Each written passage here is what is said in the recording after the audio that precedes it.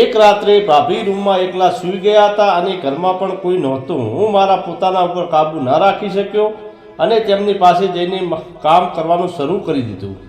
અને પાછે ભાભી મને, નમસ્કાર મિત્રો, સ્વાગત છે તમારું અમારી ચેનલમાં એક નવી સ્ટોરીમાં. નિરાલીના પતિ ઓફિસેથી આવવાનો સમય થઈ ગયો હતો. રાતના 9 વાગી ગયા હતા. તેના પોતાના પતિનું નામ મન બનાવવા માટે રૂમની અંદર મીણબત્તી અને ઘણા બધા ફૂલ રાખી દીધા, કારણ કે તેને પતિ જ્યારે આવે તો આ બધું જોઈને રોમેન્ટિક થઈ જાય. તે પોતે ખૂબ જ ખૂબસૂરત હતી. તે પથારીમાં બેઠા બેઠા પોતાના પતિની રાહ જોવા લાગી હતી. તેની ઉંમર 25 વર્ષ હતી.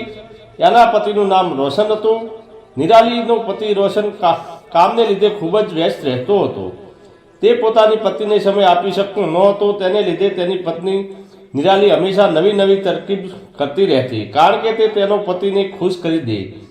આજે પણ તેનો પતિ રૂમની અંદર આવી ગયો અને તે આવીને કોઈ સાથે ફોન પર વાત કરવા લાગ્યો. તે પોતાના મિત્ર સાથે વાત કરી રહ્યો હતો.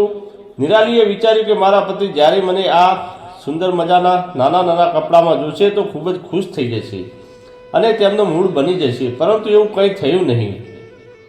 તેના પતિએ તેની તરફ જોયું પણ નહીં. એટલે નિરાલી પોતે ઊભી થઈ ગઈ અને તેની પાસે ગઈ. તેને પતિને ફોન પર વાત જ કરતો રહ્યો. નિરાલીએ ગુસ્સામાં પોતાના પતિનો ફોન લઈ અને ફોન કાપી નાખ્યો. તેના પતિ ગુસ્સાથી બોલ્યા, શું કરો છો? હું કોઈ સાથે જરૂરી વાત કરી રહ્યો હતો. તો નિરાલીએ કહેવા લાગી, હું તમારી પત્ની છું. તમે આખો દિવસ તો કામ કરો છો પણ મને ટાઈમ આપતા નથી. તો પછી મારી ખુશીનું શું થશે? આખો દિવસ ઘરનું કામ કરતાં કરતાં હું તમારા વિચારોમાં ખોવાયેલી રહું છું અને તમને કામ સિવાય કંઈ દેખાતું નથી. રોશનના ઘરમાં તેની મા અને તેની બહેન પણ રહેતી હતી. તેની બહેનના લગ્ન થઈ ગયા હતા પણ તે પિયરમાં જ રહેતી હતી. બહેન નૈના અને તેનો પતિ રાકેશ ઓફિસમાં જ એક જ કામ કરતા હતા. રોશનનો મૂડ ખરાબ થઈ ગયો હતો. તે ગુસ્સામાં આવીને ઓફિસે જતો રહ્યો. ત્યાં જ જમીને સૂઈ ગયો. નિરાલી પોતાના પતિનો પ્રેમ પામવા માટે તડપતી રહેતી હતી. રૂમમાંથી બહાર નીકળી અને બહાર જઈને બેસી ગઈ. રાતના લગભગ 12 વાગી રહ્યા હતા. થોડી વાર પછી તેના સાસુ આવ્યા અને તેને સમજાવવા લાગ્યા, રોશનને જો કામમાંથી નવરાઈ નથી મળતી તો તું તારા પ્રેમનો જાદુ ચલાવ. તારા લગ્નને કેટલા વર્ષ થઈ ગયા છે અને તારે પણ બાળક નથી. અત્યારે રૂમમાં જા અને સૂઈ જા. નિરાલી ચૂપચાપ પોતાના રૂમમાં જ ગઈ અને બીજા સાંજે રોશન ઓફિસેથી આવ્યો અને પોતાના રૂમમાં જઈ સૂઈ ગયો. તેને પોતાની પત્ની તરફ એક નજર પણ જોઈ નહીં. પણ તેની પત્નીને નીંદર નહોતી આવી રહી એટલે તે પોતાના રૂમમાંથી બહાર ગઈ તો તેને કંઈક અવાજ સંભળાવા લાગ્યો. તે અવાજ નૈનાના રૂમમાંથી આવી રહ્યો હતો. તે છુપાઈને બારીમાંથી જોયું તો નૈનાનો પતિ તેને ભરપૂર આનંદ આપી રહ્યો હતો. નૈનાના પતિનું નામ રાકેશ હતું અને તે પોતાની પત્ની સાથે આનંદ કરી રહ્યો હતો. પરંતુ નૈનાને એક ધોકો માર્યો અને રાકેશને કહ્યું કે દૂર થઈ જા, મને આ બધું પસંદ નથી. નિરાલી આ બધું જોઈ તો સમજી ગઈ કે રાકેશ પણ એકલવાયુ જીવન જીવે છે, એટલે તે રાકેશને પોતાનો શિકાર બનાવી શકે છે. રાકેશ તેની તન્હાઈ દૂર કરી શકે છે. રાકેશ ગુસ્સામાં ઊભો થયો અને રસોડાની અંદર પાણી પીવા માટે જતો રહ્યો.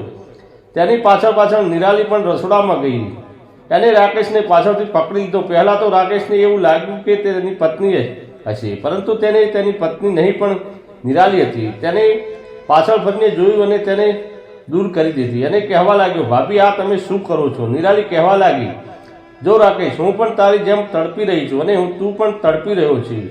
મારા પતિ મને મારી કોઈ પરવા નથી. તે મારી નજીક આવવા નથી માંગતા.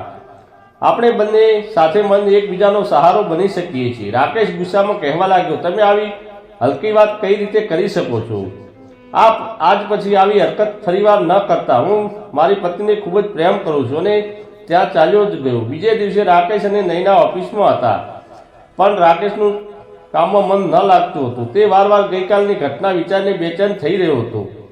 સાંજે જ્યારે તે ઓફિસેથી ઘરે આવ્યો અને જમીને બહાર બેઠો હતો, થોડીવાર પછી નિરાલી પણ તેની પાછળ આવી અને ફરીવાર મોકાનો ફાયદો ઉઠાવ્યો. તે રાકેશને કહેવા લાગી, શું થયું? આજે તમારે વધારે પરેશાન લાગો છો. રાકેશે કહ્યું, કંઈ નહીં, બસ એમ જ.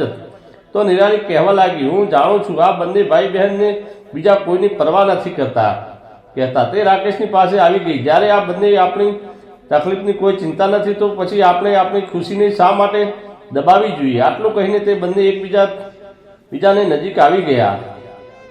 આખિરકાર ભાભીએ પોતાની નણંદના પતિને ફસાવી લીધો. રાકેશે પોતાને બહુ રોક્યો, પણ તે હારી ગયો અને તે બંને એકબીજાને બાહોમાં હતા અને બંનેની વચ્ચે તે બધું ચાલવા લાગ્યું જે એક પતિ પત્ની વચ્ચે ચાલતું હતું. ઘરમાં કોઈને ખબર નહોતી, પરંતુ એક દિવસ નિરાલીની સાસુએ બંનેને સાથે પકડી લીધા. પોતાની સાસુને જોઈને રાકેશ અને નિરાલી ખૂબ જ ડરી ગયા. તેની સાસુ બોલ્યા, તમે બંને ભેગા મળીને મારા છોકરાઓનો દગો કરી રહ્યા છો. તમે લોકો કેટલા હલકા વિચાર કરી શકો છો? નિરાલી ગુસ્સામાં બોલી, અમે બંને કોઈ દગો નથી કરતા. તમારા દીકરાને મારી માટે ટાઈમ નથી, અને જો મેં રાકેશની સાથે આનંદ ના કર્યો તો શું થયું?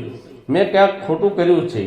સાસુ કહેવા લાગી, હું હમણાં જ જઈને રોશનને બધું જણાવું છું અને મારી દીકરીની નૈનાને પણ કહીશ. નિરાલીએ કહ્યું, જુઓ સાસુમાં, તમારી દીકરી પેટથી છે, તે ક્યાંક જશે અને છોકરાનું શું થશે? બધાની ભલાઈ આમાં જ છે કે તમે આ વાતને રાજ જ રાખો, પરંતુ માં તો માં હોય છે, તે પોતાની દીકરીનું ખોટું કઈ રીતે જોઈ શકે?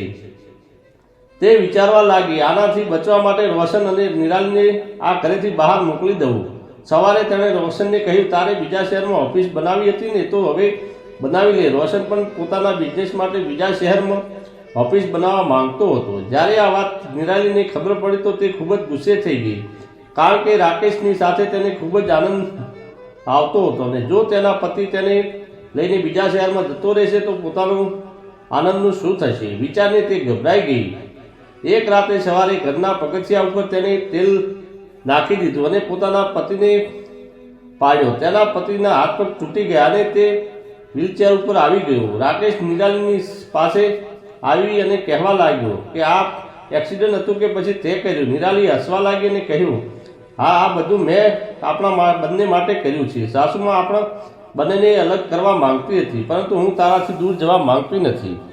મને તારો સાથ ખૂબ જ સારો લાગે છે. હું આપણા બંનેની વચ્ચે કોઈને નહીં આવવા દઉં. નિરાલીની વાત તેની સાસુ સાંભળી ગઈ અને તે તેના છોકરાને જણાવવા માટે જવા લાગી. નિરાલી ઘણી આજીજી કરી, પણ તેની સાસુ માની નહીં, એટલે નિરાલી પણ તેની પાછળ જવા લાગી.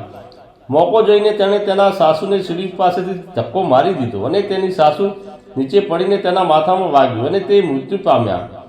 હવે રાકેશ વિચારવા લાગ્યો કે તે ફસાઈ ગયો છે. તેણે તેના ભાભીની સાથે ખોટું પગલું ભર્યું છે. રાકેશે અહેસાસ થયો કે તે ખોટું કરે છે. પોતાની સાસુને માર્યા પછી તે અંદરને અંદર દુઃખી થવા લાગ્યો. હવે તેને ફસાયેલો કર્યો. તે નિરાલી સાથે કોઈ કામ નહીં કરે અને જ્યારે આ વાત તેણે નિરાલીને બતાવી ત્યારે નિરાલી પણ ખૂબ જ ગુસ્સે થઈ ગઈ. બીજે દિવસે જ્યારે રાકેશ પોતાના રૂમમાં બેઠો હતો તો નિરાલી તેના રૂમમાં ગઈ અને અંદર જઈને બૂમો પાડવા લાગી, તું મને છોડી દઈશ? આ તું શું કરે છે? હું તારી ભાભી છું, મારી સાથે એવું ના કરતા. ત્યારે રાકેશની પત્ની નૈના રૂમમાં આવી તો નિરાલીને કહેવા લાગી, જો નૈના, રાકેશ મારી સાથે જબરજસ્તી કરવાની કોશિશ કરી છે, આ માનતો નથી. નૈનાએ પોતાના પતિને એક તમાચો માર્યો અને કહ્યું, તને શરમ નથી આવતી? મારી ભાભી સાથે આ બધું કરો છો? ત્યારે જ ઘરની બહાર નીકળી જા. રાકેશ પોતાની સફાઈ દેવાની કોશિશ કરી, પણ તેનું કોઈએ સાંભળ્યું નહીં. બીજે દિવસે ઘરે કોઈ નહોતું. રાકેશ અને નિરાલી હતા. નિરાલીએ તેની પાસે આવી અને કહેવા લાગી, મને ના પાડવાનો અંજામ તે જોયો ને, હું તને કોઈ પણ હાલતમાં મારાથી દૂર નહીં જવા દઉં.